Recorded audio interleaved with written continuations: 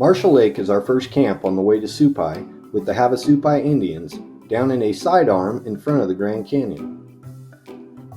This small lake is located about 20 miles southeast of Flagstaff at an altitude of over 6,500 feet. In some years it's dry and covered with mud. Here in this area live large herds of elk. If we are lucky, we might see one of these herds.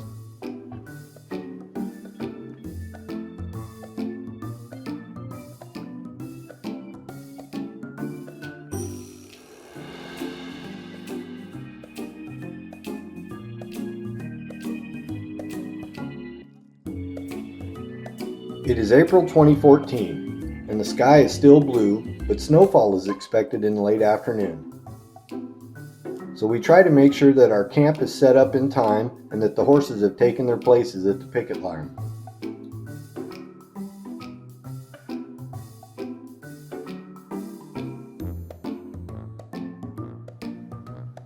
The participants on this trail are international.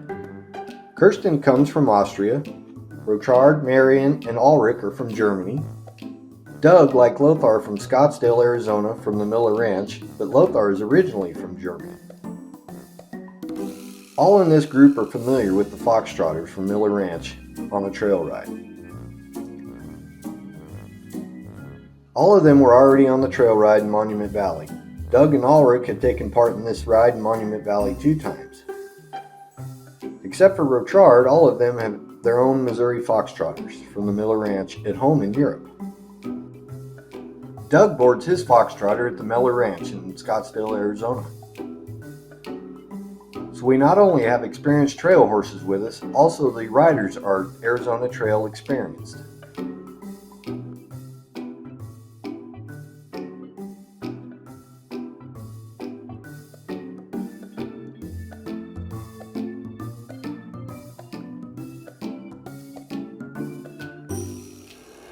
We have to hurry up a bit to set up the camp and put the horses on the picket lines.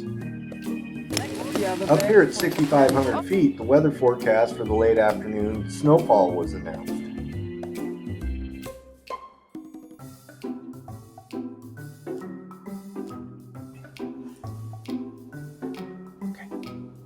Everybody knows their way around, so the tents are set up quickly.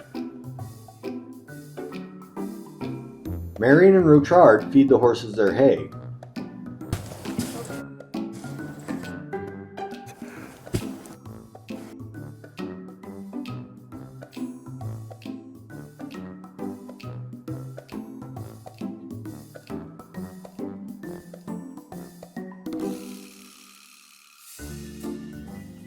Our personal belongings are stored in the panniers.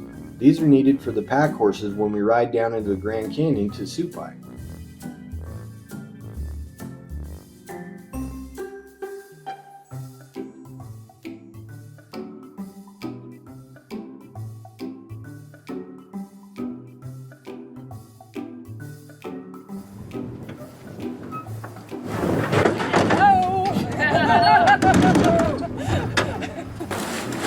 Also here in the assembly of the chuck wagon, you can see that the participants in this group have experience with it, and so everything is assembled quickly and we are prepared for the coming weather.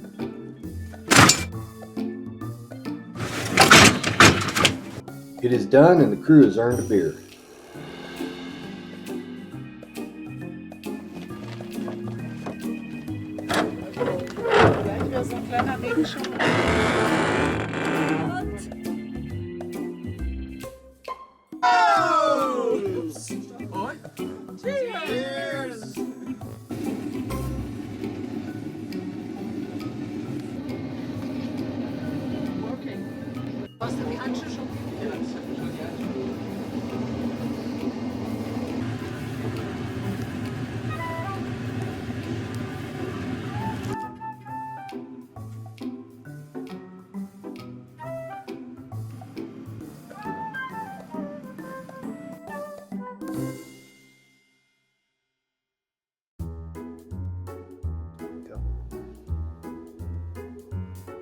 In the morning we could still see traces of snow.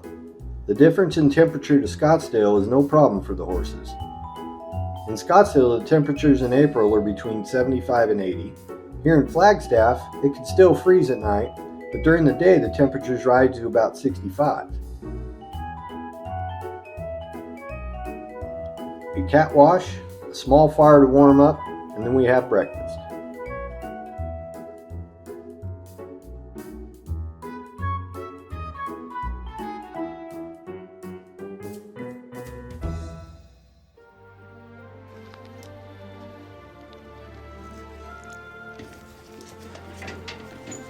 Kirsten rides Winchester's Peacemaker, and Marion rides Mo Travis, two of the most experienced trail horses.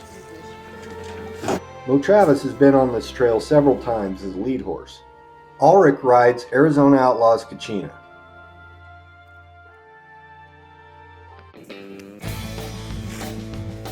Today we ride into Wallnut Canyon. The canyon is not far away from our camp.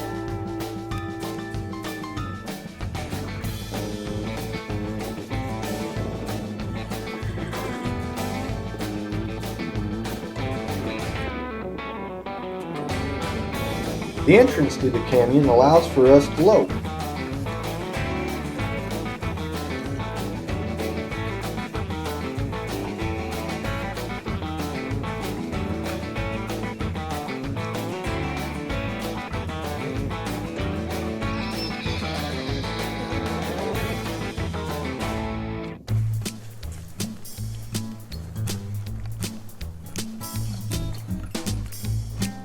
Walnut Canyon is a protected wilderness.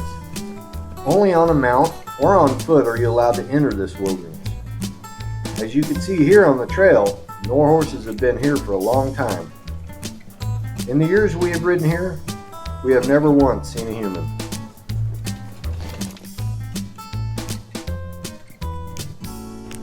If we are lucky, we will see some mountain goats climbing around up on the mountain slopes.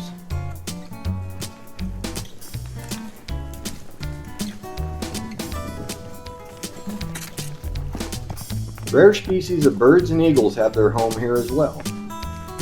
But for us, it is not so easy to see these animals. We have to be more careful on this overgrown trail not to get stuck somewhere.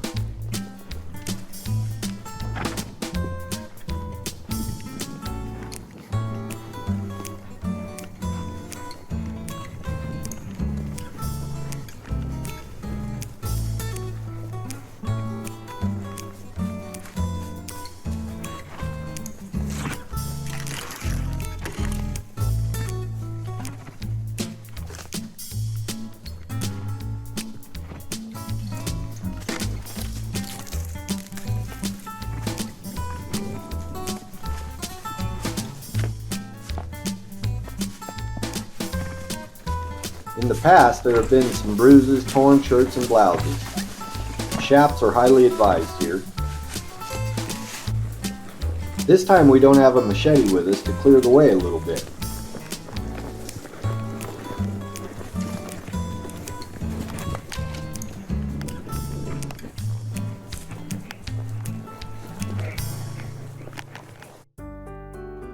What happened today is recorded in Bay Richard's diary. The others sit and discuss the day's events around the fire.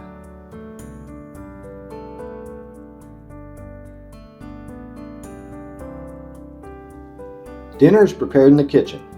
And not only the horses of the Miller Ranch are praised by their trail guests, also the steaks that are served for dinner have gotten around.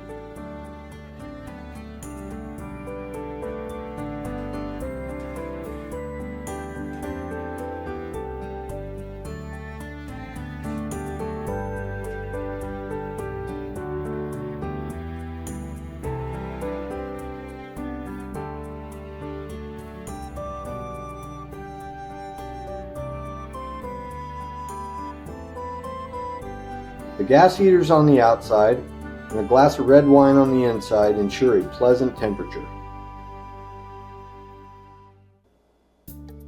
Our ride today takes us into the Kachina wilderness. It was only an hour's drive from the camp with our truck and trailer to the Kachina Trailhead.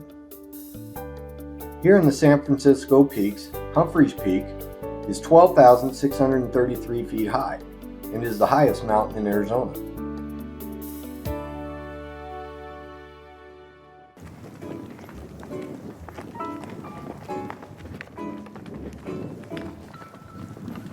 The north side was always covered with snow in the past years, sometimes even in the summer. On clear days you can see the Grand Canyon from here. The name Kachina comes from the Hopi tribe. The mythology of the Hopi culture says that the Kachinas lived in part of the year here, and in midsummer they would fly from the summit as clouds and bring the needed rainfall to the fields in the monsoon.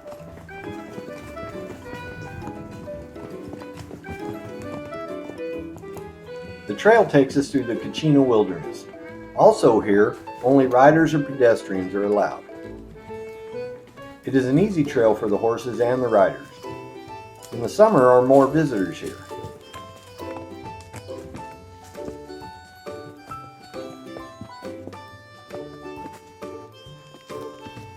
Besides the ponderosa trees, there is also a large number of birch forest here. Here you can see some damage caused by heavy snowfalls in the winter.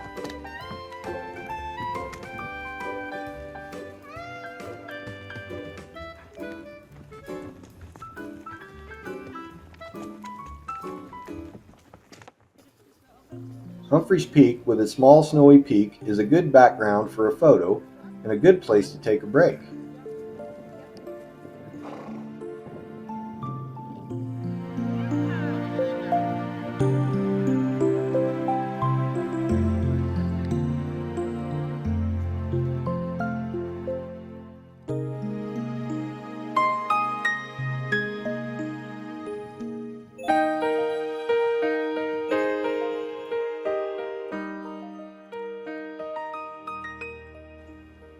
Before our ride back to the trailer, a view over Flagstaff.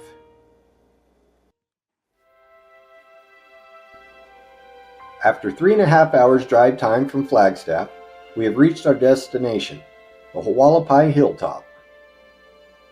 Our equipment is already loaded on the pack horses and on the way to Supai.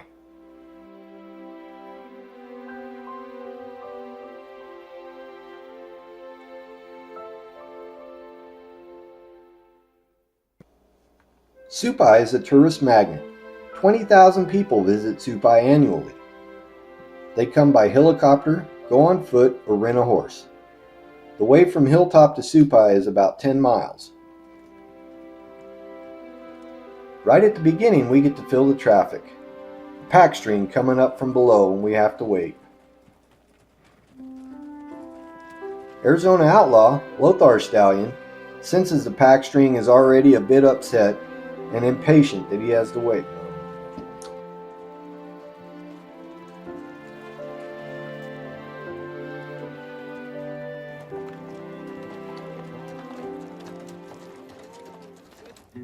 Then it finally starts, and he could ride ahead with Lothar and the camera, so the first steps of the group into the canyon can be captured on video.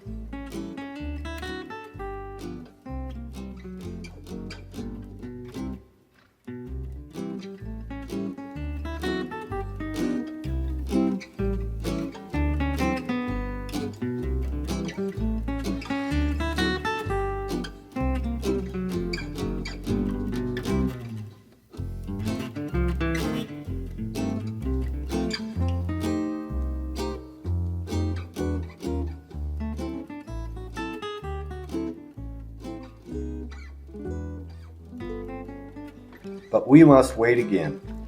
A group of tourists is on the way up.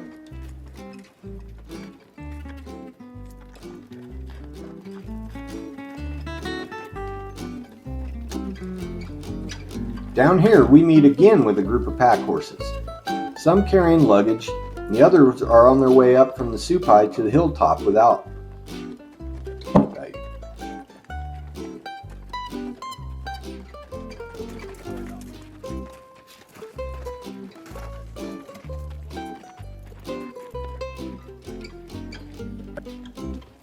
Down here we meet again a group of pack horses. Some carrying luggage, the others are on their way from Supai to Hilltop. They needed to bring the goods from Hilltop to Supai. Supai, the small village with about 450 inhabitants, is in the center of the Havasupai tribe. Even today they are considered the most isolated Indian tribe in the USA. The village is mainly supplied by the pack streams. Only a few goods come by helicopter. The tourists are basically the only source of income for the whole population. However, the maximum number of visitors per day is limited.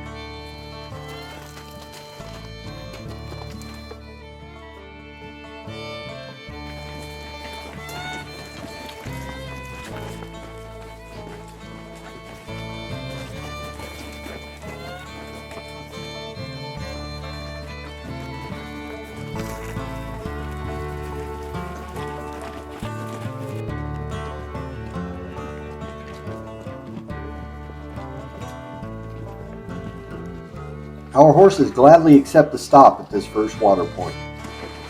From the cool temperatures of Flagstaff, we arrived in the first day of summer.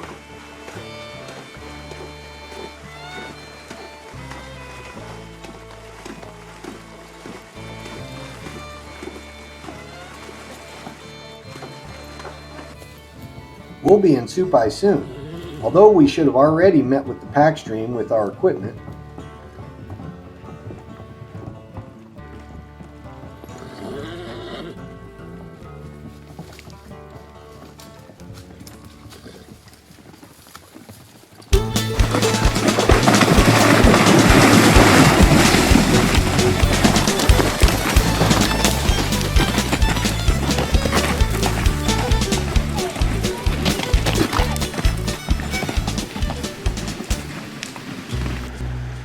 Now we have reached them, the pack horses with our equipment.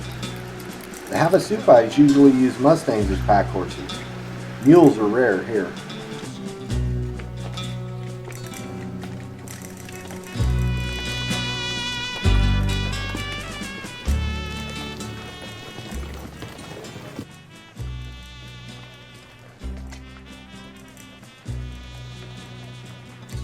We arrived in the Supai, the city of the Havasupais, the city of the blue-green peoples, which means Havasuas translated into English. The central pack station of the pack stream is right at the entrance of the campsite.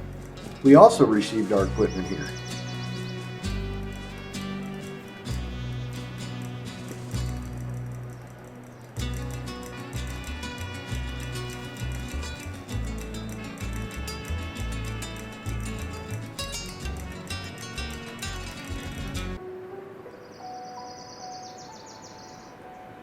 We set up our small camp with the horses in front of the campsite.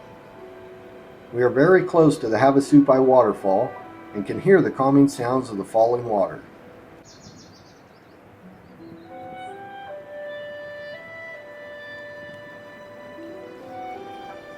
There is time to take a break, try to get in contact with the world we left behind, or for a cigarette or a photo of the Havasu Falls.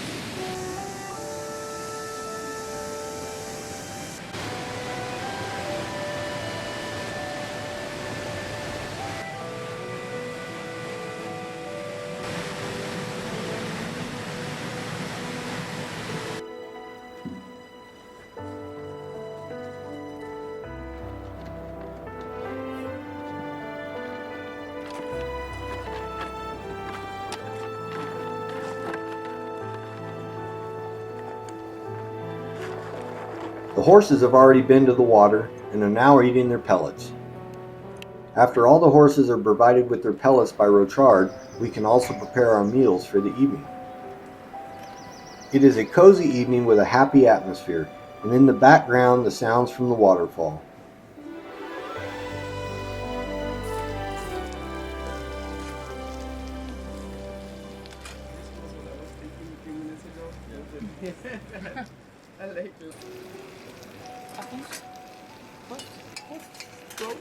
Cheers. Cheers.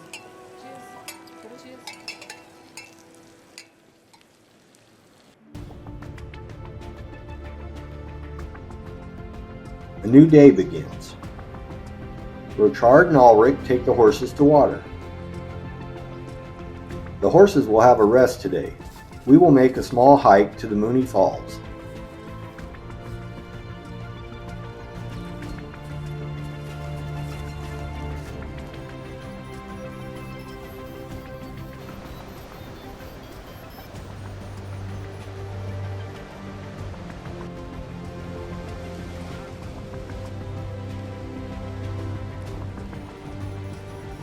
The water here is particularly clear.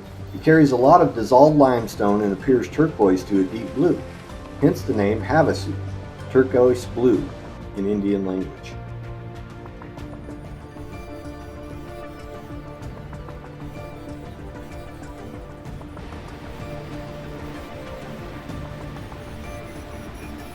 The Mooney Falls are at the end of the campsite. Before the descent, we noticed the small signs.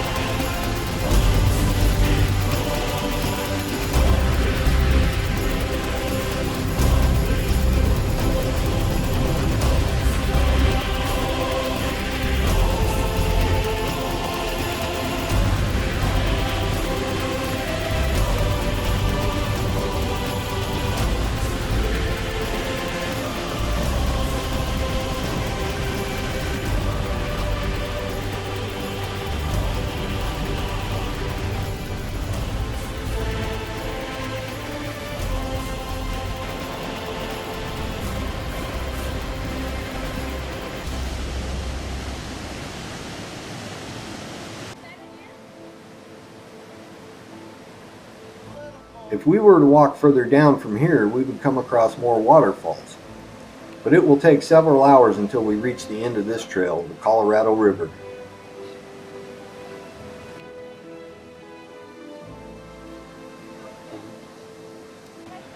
We all just want to swim in this wonderful, fresh, and clear water.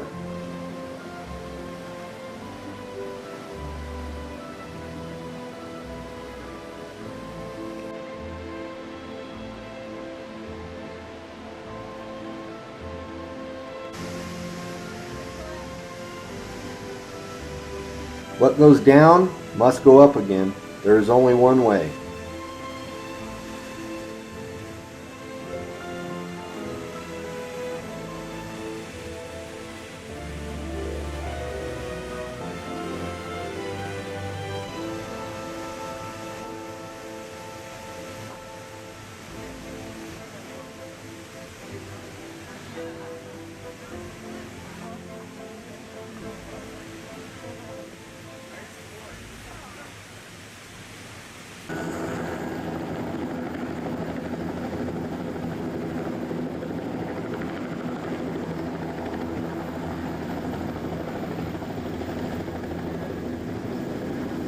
If you don't want to hike or ride, you can also take the helicopter to get to Supai. If you want to leave Supai again, you often have to allow for some waiting time.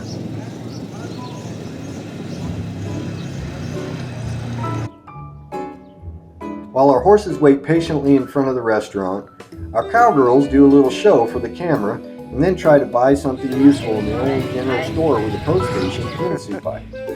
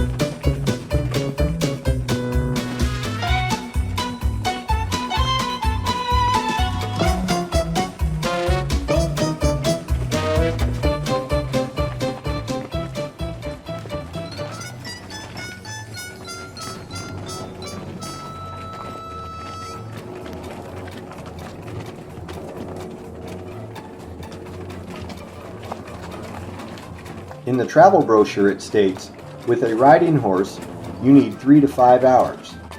But because of their excellent endurance and extreme sure-footedness, our fox trotters made it in just over an hour and a half from Supai to Hilltop.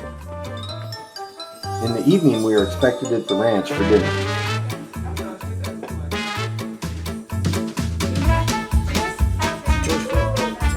Cheers. You're the best, buddy. You are the best.